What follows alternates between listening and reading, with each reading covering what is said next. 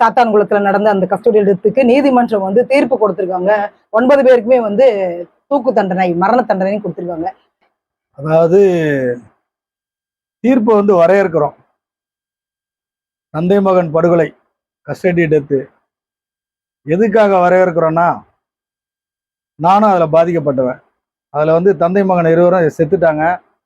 நாங்கள் 2 பேரும் இன்னும் உயிரோடு இருக்கிறோம். உயிரோடு இருக்கிறோன்னா தினமும் செத்துக்கிட்டு இருக்கிறோம். எங்களை சித்திரவதை பண்ண ஆய்வாளர்னா திருமலவேல் காவல் நிலையத்தில் இருக்கார் ஜார்ஜ் மில்லர் பொன்ராஜ்.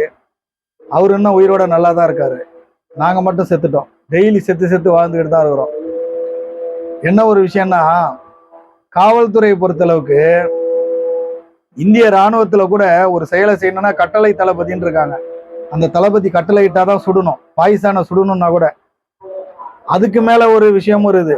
பாகிஸ்தான் மேல நம்ம வந்து ஒரு போர் தொடுக்கிறோம், ஒரு சண்டை போடுறோம்னா அதுக்கு வந்து நாடாளுமன்றத்தை கூட்டி அதில் வந்து ஒப்புதல் வாங்கி அதுக்கப்புறம் போகிறோம்.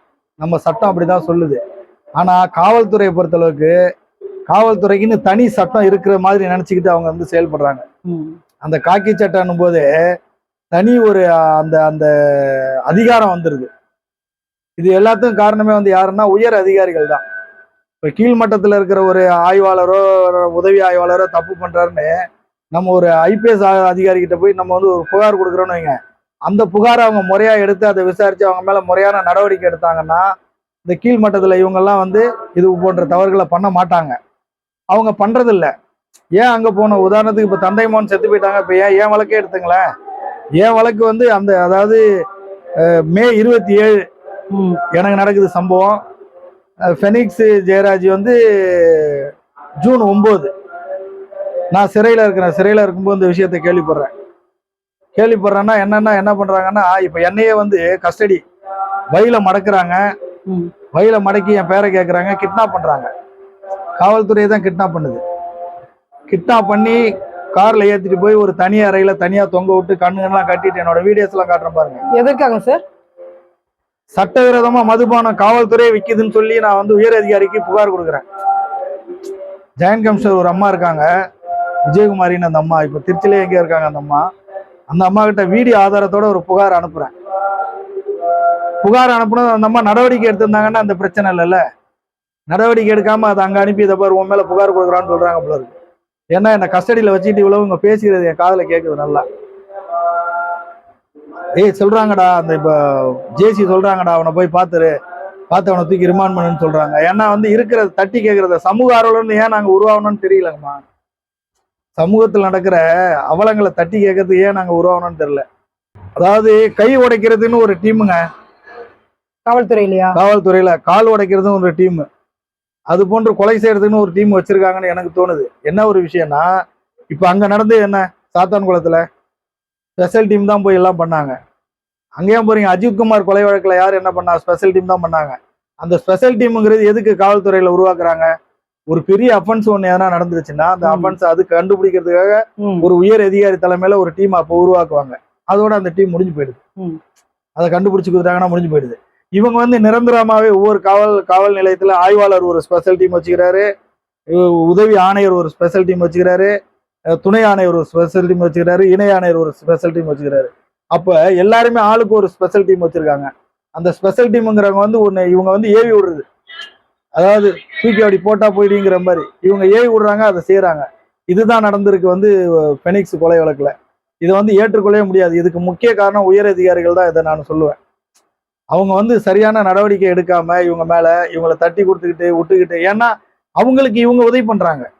ஆய்வாளர் ரேஞ்சில் இருக்கிறவங்களும் போலீஸாரும் உயர் அதிகாரிக்கு என்னென்ன சொல்றாங்களோ அதெல்லாம் செஞ்சு கொடுக்குறாங்க இல்லையா. அதனால அவங்க கண்டுக்காம விட்டுறது. இப்ப போனது யாரு? அப்பா பிள்ளையும் செத்து போயிட்டாங்க. இப்ப அவங்க குடும்ப நடுத்தரில் வந்து இவங்களை காப்பாத்துவாங்க. ஒரு ஆய்வாளர் 80,000 85,000 சம்பளம் வாங்குறாரு. ஒரு காவலருக்கு குறைஞ்சபட்சம் பார்த்தா கூட 40,000 சம்பளம் வருது. இதெல்லாம் வாங்கிட்டு இவங்க வந்து நல்லா தான் இருக்கிறாங்க. இன்னும் சொல்ல போனா இப்போ சம்பளம் வந்துகிட்டு இருக்கு, பாதி சம்பளம் வந்துகிட்டு இருக்கு. இன்னும் அதான் கேட்க வந்தேன் சார் நானு.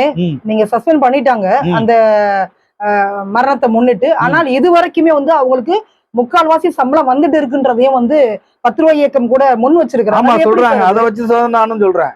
இப்ப சம்பளம் வந்துகிட்டு இருக்குன்னா எதுக்கு சம்பளத்தை கொடுக்கணும்? சம்பளத்தை நிறுத்தணும் இல்லையா? அப்ப இவங்க வந்து அதிகாரத்துல இருக்கிறாங்கன்னு தானே அர்த்தம்.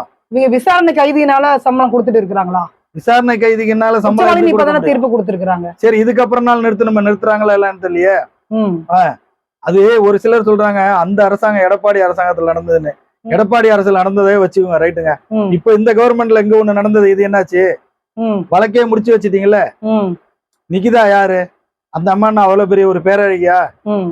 அந்த அம்மா இன்னைக்கு வந்து ஃப்ரீயா உட்காந்து சுத்திக்கிட்டு இருக்கு. குற்றம் செஞ்சவனை விட குற்றம் செஞ்சவனை தூண்டினவனுக்கு தான் தண்டனை அதிகங்கிறாங்க. இந்த பொம்பளை தானங்க குற்றத்தை செய்யறது தூண்டுச்சு. ஆனா இந்த பொம்பளை இதுவரை சிறை பக்கமே போலியாங்க. அது பாட்டுக்கே இப்போ சுத்திக்கிட்டு அலையுது. இப்ப பேட்டி வர கொடுக்க அந்த நகையெல்லாம் கொடுத்தா கூட எனக்கு வேணான்னு சொல்லிடுவேன்னு சொல்லிட்டு இருக்கு போல இருக்கு. சிபிஐ எல்லாம் கண்டுபிடிக்க முடியலன்னு சொல்லிட்டாங்க. சிபிஐல எப்படிங்க கண்டுபிடிக்க முடியாது? ஏன் இன்னைக்கு இப்ப பெனிக்ஸ் ஜெயராஜ் கொலை வழக்கம் மட்டும் எப்படி கண்டுபிடிச்சிங்க? விசாரணை முகமைகள் ஏன் வந்து இப்படி இருக்கு? ஒரு நம்ம நேஷனல் செக்யூரிட்டி தானே அது. அவங்க ஏன் கண்டுபிடிக்க முடியலன்னு எப்படி சொல்லுவாங்க? பெனிக்ஸ் ஜெயராஜ் கொலை வழக்கை ஏன் கண்டுபிடிச்சாங்கன்னு எனக்கு ஒண்ணு என்ன தோணுதுன்னா, ஐநா மன்றத்துல கூட இது சம்பந்தமா பேச்சுவார்த்தை பேசினாங்க, குரல் கொடுத்தாங்க ஐநா மன்றத்துல.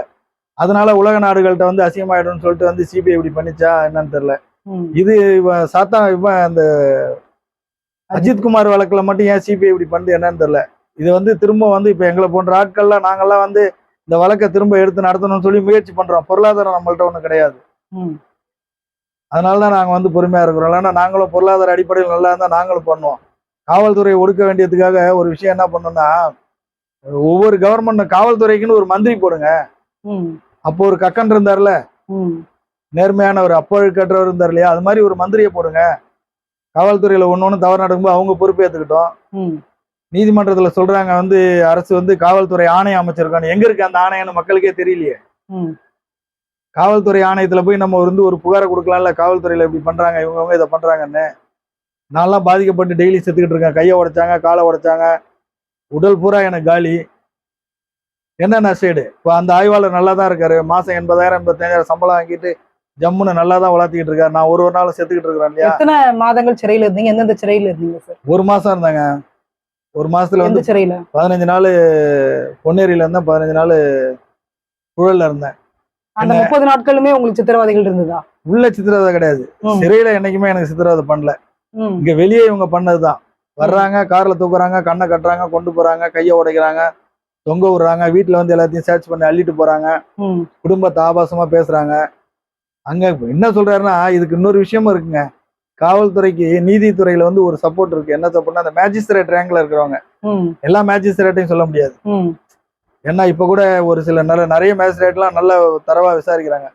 ஒரு சில மேஜிஸ்ட்ரேட்டுகள் என்ன வந்து பார்த்தவரு மயில்சாமின்னு சொல்லிட்டு பூந்தமல்லி மேஜிஸ்ட்ரேட் அவரு. சரி, என்னை பார்க்கவே இல்லை. அவரு மேஜிஸ்ட்ரேட் கிட்ட கூட என்னை கொண்டு போய் ஒப்படைக்கலங்க. ஒரு மேஜிஸ்ட்ரேட் ஒப்படைச்சா கேள்வி கேட்டா நம்ம சொல்லுவோம், ஐயா மாதிரி கையை உடைச்சாங்க, காலை உடைச்சாங்க. என்கிட்ட மேஜிஸ்ட்ரேட் கிட்ட ஒப்படைக்கல, நேரடியா ஜெயிலுக்கு கூட்டு போயிட்டாங்க. மேஜிஸ்ட்ரேட் கையெழுத்து போட்டிருக்காரு. இந்த கேள்வி வந்து நான் வந்து சிறையில இருந்துட்டு வந்துட்டு முதல்ல நான் வந்து கோர்ட்ல அட்டன் பண்ணும்போது அதே மேஜிஸ்ட்ரேட் கிட்ட கேட்டேன், நான் உங்களை பார்க்கவே இல்லை, நீங்க யாருன்னே தெரியாது, என்ன ஜெயிலுக்கு அனுப்பிட்டீங்களா நான் கேட்டேன். என்ன சொன்னாரு அதுக்கு? அவரை போய் உட்கார வைங்க, நேரம் நடந்து ஹைகோர்ட்டுக்கு போயிடுவாருன்னு சொன்னாரு. ஓப்பன் கோர்ட்ல நடக்குது. காது ரெண்டும் கேட்கல. என்னை கூப்பிட்டு ஏதோ கேள்வி கேட்கிறாரு. ஐயா காது கேட்கலண்ணா. ஏன் கேட்கலன்னாரு. போலீஸ் 100 அடி அடிச்சாங்க இந்த 2 காதலையும் சொன்னேன். அதுக்கு என்ன சார் ரிப்ளை கொடுக்குறாங்க? மேஜிஸ்ட்ரேட் என்ன பேசுறாங்க சார்? மேஜிஸ்ட்ரேட் எங்கங்க, எல்லா மேஜிஸ்ட்ரேட்டும் அப்படி இல்லையாங்க. இல்ல இப்ப நீங்க சொல்லிட்டீங்க ஓபன் வாக்கு மூலமா நீங்க கொடுக்குறீங்கன்னா அவங்க என்ன ரிப்ளை கொடுக்குறாங்க? தலையாட்டிக்கிறாங்க. விசாரிக்கிறாங்களா? கிடையவே கிடையாது, அதெல்லாம் கிடையாது. தலையாட்டிக்கிறாங்க. அப்படியே பெனிக்ஸ் ஜெயராஜ் வழக்கு இதேதான் சார். சாத்தாங்குளத்துல அந்த மேஜிஸ்ட்ரேட்டே மிரட்டி இருக்காங்களா போலீஸ். பெனிக்ஸ் ஜெயராஜ் மேஜிஸ்ட்ரேட்டே மிரட்டுறாங்கன்னா அப்புறம் உங்களுக்கு யாரு அந்த அதிகாரம் கொடுத்தது? அவ்வளவு பெரிய அதிகாரம் உங்களுக்கு என்ன இருக்கு? ரத்தம் ஒழுகின்னு இருக்குது, உடம்பெல்லாம் காயம், ஆனா வந்து ஃபிட்டா இருக்கிறாரு, ரிமாண்ட் பண்ணுங்கன்னு சொல்லிருக்காங்க. ஃபிட்டா இருக்காரு, ரிமாண்ட் பண்ணுங்கன்னு சொல்லுது யாரு? இப்போ டாக்டரும் சொல்லிருக்காங்க, மேஜிஸ்ட்ரேட்டும் சொல்லிருக்காரு. ஆமா, அரசு மருத்துவர் சொல்லியிருக்காரு. இந்த பெனிக்ஸ் ஜெயராஜ் கொலை வழக்குல வந்து அந்த அரசு மருத்துவரை எல்லாம் சேர்த்திருக்கணுங்க. ஏன் சேர்க்கல? அவங்கள மட்டும் விட்டாங்க. மருத்துவர்னா அவ்வளவு பெரிய ஆளா? Sathankulam government doctor.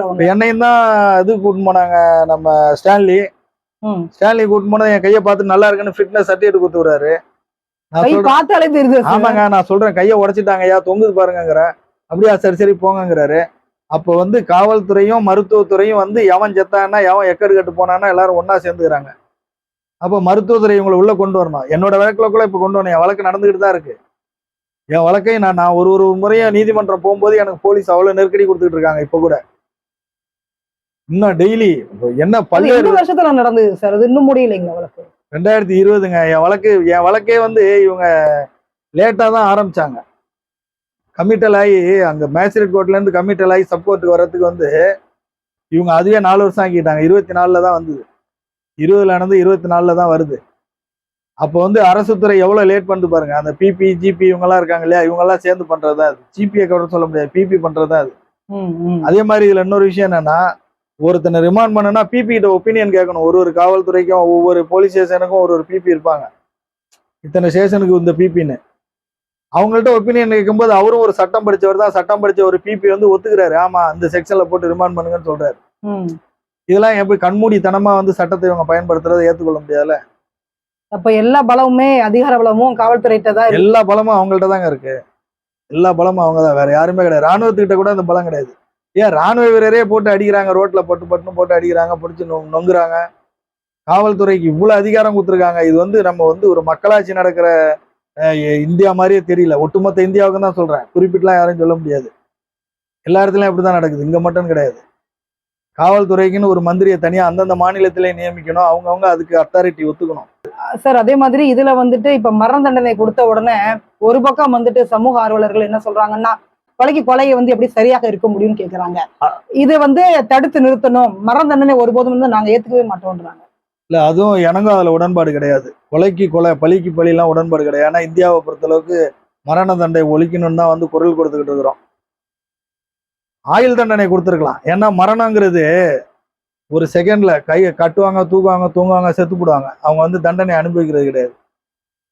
ஆயுள் தண்டனை கொடுத்துட்டா இவங்க லைஃப் வரையும் சாகும் வரை ஜெயில இருக்கணும்னு கொடுத்தா நல்லா இருக்கும். சார் ஒரு வீடியோ நீங்க பாத்தீங்களா, சமூக வலைத்தளங்கள் வந்துட்டு இருக்கு. அவங்க ரொம்ப ஹாப்பியா இருக்காங்க சார். 9 பேருமே அவ்வளவு சிரிச்சிட்டு இருக்காங்க.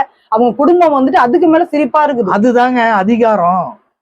சிறைத்துறையும் நீங்க ஆயுள் தண்டனை கொடுத்தா அவங்க வந்து ஃபெயில் பண்ணுவாங்கன்னு சொல்றீங்களா? அப்படிலாம் ஒண்ணும் தெரியலன்னு சொல்ல வரேன். அதிகார வர்க்கம் அப்படித்தானே இருக்கு. இன்னைக்கு சிறையில நான் அங்க போயிருக்கிறேன்.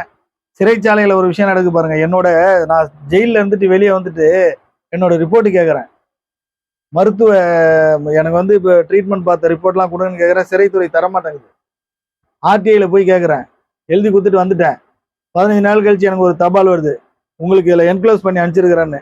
வெறும் ஒரே ஒரு பேப்பர் மட்டும் தான் வருது. நான் கேட்ட கேள்விக்கு பதில் தான் வருது. சேர்த்து அனுப்பியிருக்கிறேன், ஆனால் அனுப்பல. ஏன்னா நாளைக்கு நீதிமன்றம் போனால் நம்ம சொல்லிடுவோன்னு. அப்போ காவல்துறையும் சிறைத்துறையும் சேர்ந்து தான் இந்த ஃபெனிக்ஸ் ஜெயராஜஸ் பண்ணாங்க. இந்த அஜித்குமார் வழக்கிலையும் இவங்க சேர்ந்து தான் இருக்காங்க. எல்லாம் ஒரே துறை தானே, என்ன தனித்தனியாக கொஞ்சம் துறை தான் ஒதுக்கி வச்சிருக்கு. ஏன்னா இப்போ சர்வீஸ் எல்லாம் ஒன்று தானே, சிவில் சர்வீஸ்ல தானே எல்லாரும் வர்றாங்க. அதனால இது வந்து தனித்தனியா மந்திரி. இப்ப 2021ல இருந்து 26 வரைக்கும் பாத்தீங்கன்னா 36 கஸ்டோடியல் டெத், காவல்துறை மரணங்கள் நடந்திருக்குதா தகவல்கள் இருக்குது. ஆயுள் முழுவதும் உங்களுக்கு உட்கார வச்சு சாப்பாடு போடுறது யாரோட வரி பணம் அது? அது ரைட்டு நீங்க கேக்குறது. ஒரு மனித உரிமை ஆர்வலருங்கிற அடிப்படையில் என்னன்னா இது உயிர் இல்லையா நான் கேக்குறேன். நீங்க அப்படியே பாத்தீங்கன்னா பயம் எப்படி சார் வரும்? அது நம்ம ஆயுள் தண்டனை இப்ப வந்து இங்க கொடுத்துட்டாங்க சார், மாவட்ட சென்னை நீதிமன்றத்துல கொடுத்துட்டாங்க. ஹைகோர்ட் போவாங்க, அடுத்து அப்பீல் இருக்குல்ல, உச்ச நீதிமன்றம் போவாங்கல்ல. மதுரை மாவட்ட நீதிமன்றம் சட்ட வல்லுநர்கள்லாம் சொல்றது என்னன்னா, மதுரை மாவட்ட நீதிபதி கொடுத்த உத்தரவு வந்து மதுரை உயர் நீதிமன்றத்துக்கு அனுப்பி வைப்பாராம். 30 நாள்ல அவங்க முடிவெடுத்து ஓகே பண்ணணுமா இதை. இவருக்கு அந்த அதிகாரம் இல்ல போல இருக்கு. ஆனா தீர்ப்பு கொடுக்கதான் அதிகாரம், அதை அமல்படுத்துற அதிகாரம் இல்ல போல இருக்கு. அதனால அவங்க தான் முடிவு எடுக்கணும். அவங்க எடுக்கிற முடிவை வச்சுதான் அடுத்து சுப்ரீம் கோர்ட். எல்லாருக்கும் சட்டத்துல ஏகப்பட்ட ஓட்டம் இருக்குங்க. பணம் படைத்தவனுக்கு ஒரு ஓட்ட, பணம் இல்லாதவனுக்கு. அப்ப அவர் லா படிக்கலையா மாவட்ட நீதிபதி? அவர் படிச்சிருக்காரு. உச்ச நீதிமன்றத்திலயும் இருக்கிற நீதிபதியும் படிச்சிருப்பாங்க. தீர்ப்புகள் சமமாக வரணும். அததான் கேக்குறேன். நீங்க கேக்குற கேள்வி கரெக்ட் தான். தீர்ப்புகள் ஏன் வந்து மாறுது? இந்த தீர்ப்பை ஏன் வந்து அங்க அமல்படுத்த மாட்டேங்கிறாங்கன்னு கேக்குறீங்க. உதாரணத்துக்கு ராஜீவ்காந்தி கொலை வழக்கு, ஆமா எடுத்துக்கலாம். ராஜீவ்காந்தி கொலை வழக்குலயும் அதை வந்து இவங்க கிட்ட தாங்க இருக்கு, அரசு கிட்ட தான் இருக்கு. அரசு அவங்களுக்காக பிபி நியமிக்கிறாங்க. அரசு தானே வழக்கை நடத்திக்கிட்டு இருக்கு. அந்த அரசு வழக்கறிஞர்கள்ட்ட கொண்டு போற விஷயம்தான். இருக்கிற ஓட்டையை தப்பிக்கணும். அவங்கள எதிர்த்தரப்பும் வந்து வழக்கறிஞரை வைக்கிறாங்க இல்லையா, இவங்க எல்லாத்துலயும் சரியா வாதாடி கொண்டு போனோம். உதாரணத்துக்கு நம்ம தோழர் பாப்பா மோகன் ஒரு வழக்கு எடுத்து நடத்தலையா, அதுல எப்படி தண்டனை வாங்கி கொடுத்தாங்க? யுவராஜ் வழக்கு எவ்வளவு டீப்பா போனாங்க. அது மாதிரி அரசு வழக்கறிஞர் 8 வருடங்கள் கழித்து அவங்க வாங்கி கொடுத்தாங்க. இவங்களுக்கு அழுத்தங்கள், அதிகாரம் கையில இருக்கு. அதனால என்ன வேணாலும் பண்ணலாம். இவ்வளவு சொல்றீங்களே, இப்ப என் வழக்குல என்ன வந்து கஸ்டடியில போட்டு கையை உடைச்சு ஜெயிலுக்கு அனுப்பிச்சாரு ஜார்ஜ் மில்லர் பொன்ராஜ். அவர் எம்கேபி நகர்ல கூட தான் ஒரு கஸ்டடி டெத்து வெளியே வந்ததா சார் செய்தி?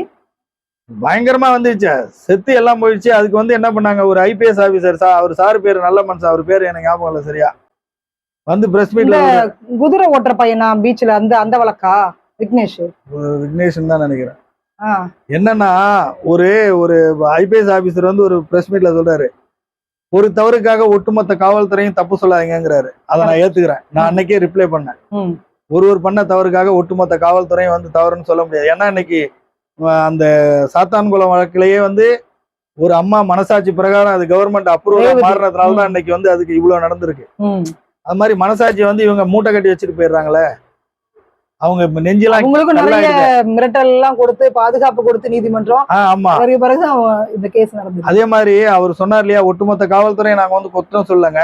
ஒருத்தர் இப்ப ஜார்ஜ் மில்லர் தப்பு பண்ணார் இல்லையா, அவருக்கு உண்ட தண்டனை நீங்களே கொடுங்களேன். துறை ரீதியான நடவடிக்கையை நீங்க சரியா எடுக்க மாட்டேங்கிறீங்களே. ம். துறை ரீதியான நடவடிக்கை திருப்பி ஜார்ஜின்னு இருக்க அந்த அந்த துறை ரீதியான நடவடிக்கையை நீங்க பக்காவா எடுத்துட்டீங்கன்னா நல்லா இருக்கும் இல்லையா. ம். இன்னும் சொல்ல போனா அவர் ஒன்றும் அவ்வளவு பெரிய யோக்கியம் கிடையாது. நீதிமன்ற அவமதிப்பு வழக்கு 3 இருக்கு அவர் பேர்ல. ம். ஒரு ஸ்டேஷன்லயும் ஒரு பிரச்சனை ஏற்படுத்திக்கிட்டு வர்றாரு. ம். இன்னும் வந்து இப்ப 2020 நடந்த வழக்கு என்னது, கையை உடைச்சாரத்துக்குள்ள இன்னும் என்ன வந்து பின்தொடர்ந்துகிட்டே இருக்கிறாரு. இதே ஒரு வேலையை அவர் வந்து தனியா வச்சு அந்த வழக்குக்காக மட்டுமா இல்ல அதுக்கப்புறம் 2 வழக்க போட்டாரு. புனையப்பட்ட வழக்கு 2 போட்டு ஜெயிலுக்கு அனுப்பிட்டாரு, வந்துட்டு அதெல்லாம் உண்டு. ஏன்னா அதிகாரம் கையில எப்படி இருக்குன்னு பாருங்க. ஏன் அதுக்கப்புறம் இந்த பிபி அன்னைக்கு ஒப்பீனியன் கொடுத்தாரு, அதுக்கப்புறம் புனையப்பட்ட வழக்கு புனையறீங்களேன்னு போது அந்த பிபி ஏன் கேட்க கூடாதா? ஏன்பா இது தேவையில்லாம பண்ணிட்டு இருக்கீங்க, அரசு கெட்ட பேர் வரும்னு கேட்க கூடாதா? அப்ப இவங்க எல்லாம் மிங்கிள், அந்த பிபி காவல்துறை இவங்க எல்லாம் மிங்கிள் ஆயிடுறாங்க. பிபி வந்து வெளியேந்து யாரும் வரல, அரசியல்வாதியால நியமிக்கப்பட்ட அவரும் ஒரு கட்சிக்காரர் தான். அவங்களுக்கு யோசிக்க மாட்டேது. அப்போ இதுல இருந்து என்ன பண்ணுது, பணம், எல்லா இடத்துலயும் பணம் இருந்தா 10 செய்யலாங்கிறது வந்து இவங்க வந்து அதிகாரத்தை கையில எடுத்துட்டு இவங்க ஆட்டம் போடுறாங்க. அந்த ஆட்டம்லாம் வந்து ரொம்ப நாளைக்கு நீடிக்காது. அதை வந்து ஏத்துக்கவே முடியாது. ஏன் அப்போ வந்து கக்கன்லாம் மந்திரியா இருந்த காவல்துறை மந்திரி அப்பெல்லாம் எப்படி இருந்தாங்க, நேர்மையா இருந்தாங்க, எல்லாமே நேர்மையா நடந்தது இல்லையா. இப்ப ஏன் வந்து நீங்க காவல்துறைக்குன்னு ஒரு மந்திரியை உருவாக்காம வச்சிருக்கிறீங்க, ஒரு மந்திரியை தனியா கொண்டு வாங்க. அதே முதலமைச்சர் வச்சிருக்காங்க, ஏன் முதல்வர் வச்சிருக்கிறீங்க? இவரும் இல்ல, எந்த முதல்வர் யாரு ஆட்சிக்கு வந்தாலும் அவங்க தான் கையில வச்சு, ஜெயலலிதா வச்சுக்கிட்டு எல்லாம் யாரா இருக்கட்டும் எல்லாருமே அவங்க தான் கையில வச்சுக்கிறாங்க. தனியா ஒரு மந்திரியை போட்டு விடுங்க, அவங்கள வந்து அதுக்கு வந்து அவங்க தான் பொறுப்புங்கிறத கொண்டு வாங்கல. சமூக ஆர்வலர் எங்களோட அமைப்பு சார்பா நாங்க பல்வேறு ஆர்ப்பாட்டங்கள் போராட்டங்கள்லாம் பண்ணிட்டோம், ஒண்ணுமே கிடையாது, கண்டுக்க மாட்டேங்கிறாங்க. ஃபெலிக்ஸ் ஜெயராஜ் வழக்கு பொறுத்த வரைக்கும் அதுவாக இருந்தாலும் சரி, அஜித் குமார் இருந்தாலும் சரி, செல்வாக்கு, அதிகார பலம் இதெல்லாம் இருந்தது. அந்த சமூகம் சார்ந்த அந்த இன்ஃப்ளூயன்ஸ் எல்லாம் வச்சுதான் சார் இந்த வழக்குக்கு வந்து ஒரு தீர்ப்பு கிடைச்சிருக்குது. அதனால இதை மாதிரி நிறைய பாதிக்கப்பட்ட மக்கள், நான் சொன்ன மாதிரி 36 கஸ்டடியில் எடுத்து நடந்திருக்கு அப்படின்னா அவங்களுக்கு எல்லாம் வாதாட முடியாது. நீங்க சொல்றீங்களே உங்களுக்கே பொருளாதார வசதி இல்லைன்ட்டீங்க. ஆமாங்க, அவங்க எல்லாம் என்ன எங்க போய் சார் நீதி நியாயத்தை வாங்குறது? மூடி மறைச்சிடுறாங்க, அவ்வளவுதாங்க. ஒண்ணு மிரட்டப்படுகிறார்கள், ஒண்ணு இழந்துட்டோம் நம்ம அடுத்த இழக்க கூடாதுங்கிற ஒரு மனநிலையில வந்துடுறாங்க. வேண்டாம் நமக்கு எதுக்கு. என்னையே பாத்துங்க, என்ன கையை உடைச்சு உள்ள போட்டு என் பையனை தேடி தூக்குறாங்க, தேடுறதுக்கு ஒரு முயற்சி பண்றாங்க. அப்ப என் மனைவி மக்களோட மனநிலை எப்படி இருக்கும்? கடுமையான குற்றங்களை அவங்க செஞ்சுக்கிட்டு இருக்காங்க, அவங்களுக்கு சரியான தண்டனை. நீங்க கேட்ட மாதிரி இந்த இதையும் வந்து இப்ப மனசாட்சிங்கிறதெல்லாம் ஓரம் கட்டி வச்சுட்டு மரண தண்டனைங்கிறத ஏத்துக்கிட்டு தான் ஆகணுங்கிற ஒரு சூழ்நிலை வருது. அப்பதான் சார் ஒரு அடுத்தவனுக்கு பயம் இருக்கும்ல சார். ஒருத்தன் செத்தாதான் அடுத்தவனுக்கு பயம் வரும், இதுக்கு மரண தண்டனை கிடைக்கும். ஏன்னா நீங்க இது மாதிரி பல மாநிலங்கள் நடந்த வழக்கை வந்து முன்மாதிரியா காட்டுவாங்க. ராஜீவ்காந்தி வழக்கில பத்தி 7 பேர் விடுதலை வெளியே வந்துட்டாங்க சார். விடுதலை இவங்க சரியில்லையங்க. நீதிமன்றம் வந்து அவங்க குற்றவாளின்னு சொல்லிடுச்சு, உயர் நீதிமன்றம் குற்றவாளின்னு சொல்லிடுச்சு, உச்ச நீதிமன்றம் குற்றவாளி இல்லைங்குத. என்ன சார் இந்திய அரசியலமைப்பு? நீங்க வந்து கீழ் நீதிமன்றத்துல கொடுத்த எவிடன்ஸ் தானே உயர் நீதிமன்றத்துல கொடுப்பீங்க, உச்ச நீதிமன்றத்துல அதுதானே உச்ச நீதிமன்றத்துல அதே எவிடன்ஸ் தானே போட்ட எஃப்ஐஆர் தானே சார் அங்க வரைக்கும் பேசுது. அப்ப பேச சரியில்லை. அதிகாரம் தான் நீதிமன்றம் வரை அதிகாரம் போய் செலுத்துறாங்க. நீதிமன்றத்துல இவங்க வந்து அரசியல் அழுத்தங்கள் அதிகாரத்தை கொடுக்குறாங்க, இதை ஏத்துக்க முடியாது. இன்னைக்கு உச்ச நீதிமன்றங்கள்லாம் ஃப்ரீயா செயல்படுதுன்னா நான் சொல்ல ஏத்துக்க முடியாது. சமூக வலைத்தளங்கள்ல இந்த எமோஷனல் இருக்கும்ல, 2 பேரும் அடிச்சு கொண்டுட்டாங்க, எப்ப தூக்குல போட போறீங்க? நீங்க தீர்ப்பு கொடுத்ததெல்லாம் கரெக்ட் தான், எப்ப தூக்குல போட போறீங்க? ராஜீவ்காந்தி வழக்கு மாதிரி ஆயிடாம வெளிப்படையா எழுதுறாங்க. வரவேற்கக்கூடிய விஷயம் தான். சமூக வலைதளத்தையும் தான் செக் பண்ணிக்கிட்டே இருக்காங்க. சமூக வலைதளத்துல நம்ம ஏன்னா பேசினா கூட தான் அதுக்கு ஒரு வழக்க போட்டுறாங்க, ஒரு உறுப்பிடாத பிரயோஜனம் இல்லாத ஒரு வழக்க போடுறாங்க. கைது நடவடிக்கை பண்றாங்க. ஜனநாயக இந்தியாவுல கருத்து சுதந்திரத்தை நெரிக்கிறதே வந்து காவல்துறை தாங்க. காவல்துறை மேல அடுக்கடுக்கான குற்றச்சாட்டுகள் வந்துகிட்டு தாங்க இருக்கு. இந்த லட்சணத்துல வந்து காவல்துறை உங்கள் நண்பன் சொல்றாங்க. காவல்துறையில 70% பேர் வந்து தப்பு பண்ணிட்டு தாங்க இருக்காங்க. 30% பேர் நல்லா தாங்க இருக்காங்க. நல்ல அதிகாரிகள் இருக்காங்க. உயர் அதிகாரிகள்ல வந்து நிறைய பேர் நல்ல அதிகாரிகள் இருக்காங்க. நல்லா பேசுறாங்க, நல்ல செயல்பாடு, நல்லா அருமையா பண்றாங்க. குறிப்பிட்டுலாம் இப்ப யாரையும் சொல்லிட்டு இருக்க முடியாது. ஏன்னா மீடியாங்கிறதுனால நிறைய அதிகாரிகள் நல்ல அதிகாரிகள் இருக்காங்க. அவங்களே மீறி இவங்க பண்றதுனால இப்போ மொத்தமா ஒட்டுமொத்தமா வந்து குற்றச்சாட்டுக்கு ஆளாகிறாங்க. நம்மளுடைய கடைசி நம்பிக்கை நீதிமன்றம். ஆனா ஆமா. காவல்துறை வந்து நீதிபதியே மிரட்டுறாங்கன்னா அப்ப எந்த அளவுக்கு அவங்கள்ட்ட அதிகாரம் இருக்குன்னு பாருங்க. எந்த அளவுக்கு அவங்கள்ட்ட இருக்கு. அவங்கள்ட்ட ஒரு அதிகாரம் இருக்குங்க. என்ன ஒண்ணு, யாரா இருந்தாலும் தூக்கணும் எஃப்ஐஆர் போட்டு ரிமாண்ட் பண்ணிடலாம், அவ்வளவுதான். அவங்களுக்கு சப்போர்ட் பண்றது ஒரு சில மேஜிஸ்ட்ரேட்டுகள் இருக்காங்க. இந்த சாத்தான்குளத்துல சப்போர்ட் பண்ணாங்களா, அது மாதிரி இந்த அஜித்துக்கு சப்போர்ட் பண்ணாரு ஒரு மேஜிஸ்ட்ரேட், அது மாதிரி கொண்டு வரும்போது கண்ணை மூடிக்கிட்டு எதுவும் பார்க்காம அதை இணங்கும் பண்ணார்ல மயில்சாமி. என்ன கூட பார்க்காம என்னென்னு கூட கேட்காம கையெழுத்து போட்டு விட்டாரா ஜெயிலுக்கு அனுப்புன்னு. ஆக்சுவலி அவங்களுக்கு தெரியும் தானே சார், காவல்துறை இந்த மாதிரி ட்ரீட்மெண்ட் கொடுப்பாங்கன்றது தெரியும் தானே சார்? நல்லாவே தெரியுங்க. வெளிப்படையா அவனை சொல்றேங்க. அம்பத்தூர் மேஜிஸ்ட்ரேட் கோர்ட்ல தனஞ்சயன் ஒரு மேஜிஸ்ட்ரேட் இருந்தாருங்க. அருமையான ஒரு நீதித்துறைக்கு வந்து வரவேற்கக்கூடிய ஒரு நபர். அதே மாதிரி இப்போவும் அம்பத்தூர் கோர்ட்ல வந்து ஒரு மேஜிஸ்ட்ரேட் இருக்காரு. அருமையான நபர் அவர். எல்லாத்தையும் தரவா விசாரிச்சு முறையா பேசிட்டு இருக்காரு. நான் நின்று எவ்வளவு முறை பார்த்துருக்கேன் எவ்வளவு விஷயத்த. அது மாதிரி அந்த தனஞ்சயனுங்கிற மேஜிஸ்ட்ரேட் என்ன பண்ணுவாருன்னா, போலீஸ் அங்கேயே நில்லுங்க, அவரை மட்டும் இங்க அனுப்புங்கன்னு கூப்பிட்டு சட்டையெல்லாம் கழட்டுங்க, அடிச்சிருக்காங்களா ஓச்சிருக்காங்களா என்ன பண்ணாங்க எதுவாக இருந்தாலும் உண்மையை சொல்லுங்கன்னு கேட்பாங்க. அது மாதிரி மேஜிஸ்ட்ரேட்டுகள் வந்து இருக்காங்க. எனக்கே வந்து ஆதங்கம் என்னன்னா, அந்த மயில்சாமி வந்து என்ன ஒரு கேள்வி கூட கேட்காம என்ன ஜெயிலுக்கு என் கை உடஞ்சது காரணமே மயில்சாமி தான் இன்னைக்கு சொல்ல முடியும். அந்த மயில்சாமி வந்து அன்னைக்கு என்னை தடுத்து இருந்தாருன்னா, தடுத்து என்னை கூப்பிட்டு விசாரிச்சிருந்தானா சொல்லியிருப்பேன், என்னை கையை உடச்சிட்டாங்க, கட்டி தொங்க விட்டாங்க. காவல்துறை கஸ்டடிகளை வந்து ஏத்துக்கவே முடியாது. எவனா இருந்தாலும் இன்னும் நல்லா தான் இருக்கிறான். அந்த ஜார்ஜ் மில்லர் இன்னும் உயிரோட தான் நல்லா தான் இருக்கான். நல்லா சம்பாதிச்சுட்டு தான் இருக்கிறான். அந்த ஆளு நல்லா சம்பாரிச்சுக்கிட்டு அருமையா இருக்கிறான். நான் அன்னைக்கு ஒரு நாளும் செத்துக்கிட்டு இருக்கேன். அந்த கையில சோறள்ளி திங்க முடியாம நான் வந்து நின்றுட்டு இருக்கிறேன். பின்னாடி கழுவுற கையில வந்து மற்ற விஷயத்த யூஸ் பண்ற அளவுக்கு எனக்கு வந்து ஒரு சூழ்நிலை உருவாக்கி கொடுத்துருக்காரு ஜார்ஜ் மில்லர். இதை நான் எத்தனையோ முறை எவ்வளவு உயரதிகாரிகளுக்கு எத்தனையோ தபால் போட்டும் எத்தனையோ புகார் கொடுத்தும் இதுவரை எந்த உயரதிகாரியும் நடவடிக்கை எடுக்கவே இல்லை. இன்னும் என்ன நோண்டிக்கிட்டு தான் இருக்காரு அவர் ஜார்ஜ் மில்லர். திருமலையில் போலீஸ் ஸ்டேஷன்ல இன்னும் இருந்துக்கிட்டு அங்க உட்காந்து எங்க என் லிமிட் எங்க அவர் லிமிட் அங்க உட்காந்து இன்னும் நோண்டிக்கிட்டு தான் இருக்காரு அந்த ஸ்பெஷல் டீம். எத்தனை முறை தான் நம்ம புகார் கொடுத்துட்டு இன்ஸ்பெக்டர் தான் 80-85,000 சம்பளம் வாங்கிட்டு இருக்கிற, நிறைய கம்பளமும் தான் வாங்கிட்டு இருக்கிறேன், நல்லா சம்பாரிச்சுட்டு தான் இருக்கிறேன். என்ன கையை உடைச்சு உட்கார வச்சு என்னோட வருமானத்துக்கு யார் நீனா கொடுப்ப? நானா போய் உழைக்க முடியும்? என்னோட அதாவது மனிதனோட கஷ்டத்தை மனிதன் தான் தெரிஞ்சுக்கணும். அது தெரியாதவங்களாம் மிருக ஜென்மங்கள், அவ்வளவுதான். அப்படி என்ன சார் நீங்க தவறு பண்ணீங்க இந்த அளவுக்கு? ஒண்ணுமே இல்லைங்க, கள்ளச்சாராயம். அதாவது கொரோனா காலகட்டத்துல சாராயம் வைக்கிறாங்க. அந்த சாராயம் எடுத்து இன்னொரு விஷயம் என்னன்னா, யூனிஃபார்மோட போலீஸ் பொட்டி பொட்டியா தூக்கிட்டு போறதை நான் வீடியோ எடுக்கிறேன். கலால் போலீஸ் தூக்கிட்டு போய் ஒரு கார்ல ஏத்துறாங்க, ஒரு அட்வொகேட் கார்ல. அதையும் மொத்தமா வீடியோ எடுத்து நான் வந்து ஜாயின்ட் கமிஷனர் கொடுக்குறேன். இதுதான் நம்மள வெட்ட வெளிச்சமா வெளியே காட்டுறேன். எனக்கு ஒரு நாள் உங்க மேல என்ன வழக்கு போட்டு உங்களை கைது பண்ணாங்க? நான் சாராயம் கடத்தினதா.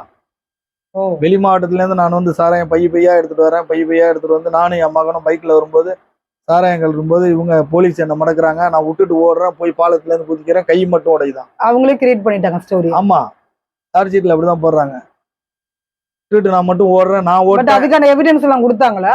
இல்லையே, என்ன எவிடன்ஸ் கொடுப்பாங்க? ஒரு எவிடன்ஸ் இருந்தா தானே. அவங்களா ஒரு கதை வசனம் டைரக்ஷன் எழுதிக்க வேண்டியதான். எழுதிட்டு கொடுத்துட்டு இருக்காங்க. வழக்கு நடந்துகிட்டு இருக்கு. அதனால நம்ம அதை பத்தி ஒன்றும் சொல்ல முடியாது, சொல்லக்கூடாது. இத்தனை வருஷம் இன்னும் முடியல. ஆமா, வழக்கின் முடிவு என்ன வரும்னு தெரியாது. ஏன்னா நீதிபதிகள் வந்து நேர்மையா தான் விசாரிச்சுக்கிட்டு இருக்காங்க. இப்ப என்னோட வழக்கு அருமையா தான் போயிட்டு இருக்கு. நல்ல நீதிபதிகள் நல்லா தான் விசாரிச்சுக்கிட்டு இருக்காங்க. ஒன்றும் அதுல குறை சொல்ல முடியாது. இது போன்ற நீதிபதிகளும் மேஜிஸ்ட்ரேட்டுகளும் நீதிமன்ற நடுவர்களும் செயல்பட்ட அந்த காவல்துறையை வந்து அவங்களோட அந்த காவல்துறையில் தவறு பண்ணும் அதிகாரிகளை வந்து ஒடுக்கலாம். மற்ற வேற யாராலையும் பண்ண முடியாது. நீதிமன்றங்கள்ல இருக்கிற அந்த மேஜிஸ்ட்ரேட்டுகள் இருக்காங்க இல்லைங்களா, அவங்க சரியான முடிவு எடுத்தாங்கன்னா இவங்கெல்லாம் ஒடுக்கலாம். ஏன்னா யாரை எவ்வளவு பெரிய ஆளை பண்ணாலும் நேரம் நீதிபதி கிட்ட போக முடியாது. நீதிமன்ற நடுவர் அந்த ஜூரி செக்ஷன்ல இருக்க அவங்கள்ட்ட தான் கொண்டு போறாங்க. அவங்க தான் இதுக்கு ஒரு முடிவு கட்டணும். ஆனா கட்ட மாட்டேங்கிறாங்க. இதுதான் விஷயம். பொதுநல வழக்கு நம்ம தான் எவ்வளவுதான் போறது. எவ்வளவு பொதுநல வழக்குகள் போடுறாங்க. எல்லா பொதுநல வழக்குலையும் வந்து அரசு தரப்பு வந்து நாங்க பண்றோம் செய்யறோம் தான் சொல்றாங்க. எதையும் முறையா செய்யல. காவல்துறை ஆணையம் அமைச்சேன்னு சொன்னாங்க. எங்க அமைச்சு வச்சிருக்காங்கன்னு யாருக்கும் தெரியாது. காவல்துறை ஆணைய அட்ரஸ் உங்களுக்கு தெரியுமா? மனித நேயத்தோட வந்து காவல்துறை நடந்துக்கவே இல்லை. ஏன்னா ஒரு வசதியானவன் கோடீஸ்வரன்ட்ட காட்டினானா அவன்லாம் திருப்பி காட்டிட்டு போயிடுவான்னு ஒரு ஒன்றும் இல்லாதவன் பாமர மக்கள்கிட்ட காட்டி உங்க கோவத்தை கொண்டு வரீங்க. ஏன் உங்க கோவத்தை கொண்டு வரீங்க? உங்க ஆணையம் தான் இருக்குல்ல, உங்க ஆணையத்து மூலியமா கோரிக்கை வைங்க அரசுக்கு. எங்களுக்கு 8 மணி நேரம் வேலை கொடுங்க, நாங்களும் அரசு ஊழியர் தானே கேளுங்க, 3 ஷிஃப்டா போட சொல்லுங்க. சிறைத்துறை அதிகாரிகளுக்கு அப்படிதான் சரி. காவல்துறைக்கு மட்டும்தான் அப்படி இல்லை. ஆமா, காவல்துறைக்கும் மருத்துவத்துறைக்கும் இல்ல. இந்த கோரிக்கையும் நியாயமானதுதான். காவல்துறைக்கு அழுத்தங்கள் இருக்குது, மன அழுத்தங்கள், மன உளைச்சல் நிறைய இருக்குங்கிற உண்மைதான். நான் அப்பவே வந்து ஒரு எல்லா உயர் அதிகாரிகளுக்கு தபால் எழுதினேன், டிஜிபிக்கு. காவல்துறையினர் வந்து எல்லாருக்கும் மன அழுத்தம் அதிகமா இருக்கு, அதனால மன அழுத்தத்தை பக்கம் மனநல ஆலோசகரை மினிமம் ஒரு மருத்துவ ஒரு காவல்துறை நிலையத்துக்குன்னு சொல்லியிருந்தோம். விடுமுறை கொடுத்தாலே சரியாகும் சார். விடுமுறை இவங்களுக்கு தான் ஆணையம் இருக்கலங்க. ஆணையத்துல போய் உட்கார்ந்து சொல்லுங்க. ஆணையத்துல வச்சு எங்களுக்கு 8 மணி நேரம் வேலை கொடுங்க, 3 ஷிஃப்டா போட்டு விடுங்கன்னு சொல்லுங்க. ஏன் அதை சொல்ல மாட்டேங்கிறீங்க? நீங்க 24 ஹவர்ஸ் உங்களை யாரு சுத்த சொன்னா? ஆக இது வந்து வரவேற்கத்தக்க ஒரு தீர்ப்பு தான். நீங்க மரண தண்டனை என்பது வரவேற்கத்தக்க தீர்ப்பு தான். இதை இப்படி புரட்டி பார்த்தாலும் இதான் கரெக்ட். ஒருத்தன் அவன் செத்தாதான் அடுத்தவன் தப்பு பண்ண மாட்டாங்கிறது கண்டிப்பா வரும். உண்மைதான் அது. ஏன்னா இன்னைக்கு சிறையில சிறைக்கு போகக்கூடிய அந்த 9 காவலர்களோட குடும்பமும் ஒன்னும் ரோட்ல நிக்கல, பிச்சை எடுக்கல. எல்லாம் செல்ல செழிப்பா ஜம்முன்னு தான் இருக்காங்க, ஹாப்பியா இருக்காங்க சார். ஹாப்பியா இருக்காங்க. ஏன் அஜித்குமார் கொலை வழக்குல வந்து போராடினாங்களா அவங்க மனைவிமார்கள்லாம்? எப்படி அவங்க 20,000 25,000 போட்டுட்டு தானே வந்து போராடினாங்க. ஒண்ணு இல்லாம வெறும் தாலி. உயர் அதிகாரிகள் அடிக்க சொன்னாங்க, எங்க வீட்டுக்காரர் அடிச்சாரு. இப்போ உயர் அதிகாரியா மாட்டினாங்க, உயர் அதிகாரி தண்டையோட உள்ள போனாங்க. ரைட், உயர் அதிகாரி அடிக்க சொன்னாங்கன்னு சொன்னீங்க. இப்போ உயர் அதிகாரி பேர் எங்க வந்திருக்கு? யாருமே மாட்டலையே, மினிஸ்டர் உட்பட யாரு பேர்? நீங்க தானே உள்ள போனீங்க, நீங்க தானே உள்ள இருக்கிறீங்க, நீங்க தானே தண்டனை. எந்த உயர் அதிகாரி தண்டனை அனுபவிக்கிறாங்க? இதை ஏற்றுக்கொள்ள முடியாது. ஆனா இப்போ மரண தண்டனைங்கிறத ஒத்துக்கிறோம், வரட்டும். நீங்க கேட்ட கேள்விக்கு பதில் என்னன்னா, அந்த மரண தண்டனை உங்களுக்கு சாகுமுறை தூக்கில் தொங்க விட்டா நல்லதுதான், நல்ல விஷயம் தான். அப்பதான் அடுத்தடுத்த குற்றங்கள் குறையுங்கிறத வந்து ஏத்துக்கிறேன். ரொம்ப நன்றி சார். ஒரு சமூக ஆர்வலரா. நன்றி சார்.